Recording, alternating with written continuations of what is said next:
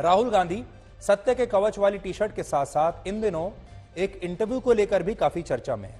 राहुल गांधी ने फिल्म अभिनेता कमल हासन का एक इंटरव्यू किया है, यह कह लीजिए उनके साथ एक बातचीत की है। कमल हासन अभी दिल्ली में उनकी यात्रा में भी शामिल होने के लिए खास तौर पर आए थे चेन्नई से। आपको याद होगा वर्ष 2019 में अभिनेता अक्षय कुमार ने प्रधानमंत्री नरेंद्र मोदी का इंटरव्यू किया था और तब इसी कांग्रेस पार्टी के नेताओं ने यह कहकर आलोचना की थी कि एक अभिनेता जिसकी राजनीतिक समझ कम है वो प्रधानमंत्री का इंटरव्यू कैसे कर सकता है, और तब बड़ा मजाक उड़ाया गया था इस इंटरव्यू का। आपको भी याद होगा 2019 का इंटरव्यू है। लेकिन वो लॉबी आज राहुल गांधी से सवाल नहीं पूछ रही कि एक फिल्म एक्टर से नेता बने व्यक्ति जिसे तमिलनाडु की जनता बुरी तरह से नकार चुकी है, राहुल गांधी उसी व्यक्ति से, उसी एक्टर से आइडिया ऑफ तमिल पर कैसे बात कर सकते हैं। What does it mean to be Tamil? I know that the Tamil language is very important, but what does it actually mean? It means the same as wanting to be a Maharashtrian, or Telugu or a Malayali. We all have a pride, but I must say something about Tamil Nadu. They always feel that it's an island with parochial mindset and language chauvinism.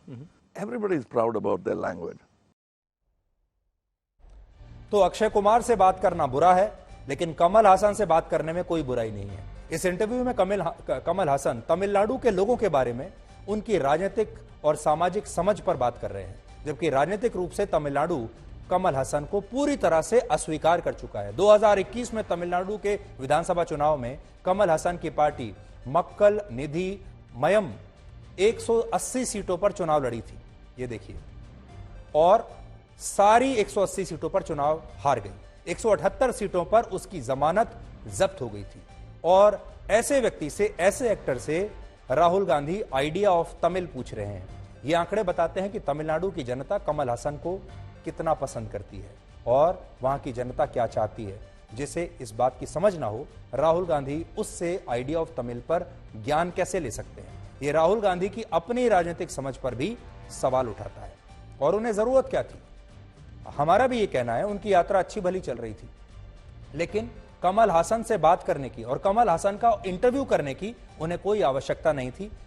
Rahul Gandhi की भारत जोड़ो यात्रा में आज national conference के अध्यक्ष फारूक अब्दुल्ला और RAW के पूर्व चीफ AS दुलत भी शामिल हुए। आपको याद होगा AS दुलत ने संसद हमले के दोषी अफजल गुरु की फांसी का विरोध किया था। ये वही है। उन्होंने कहा था अगर अटल बिहारी वाजपेयी प्रधानमंत्री होते तो अफजल गुरु को फांसी न होती।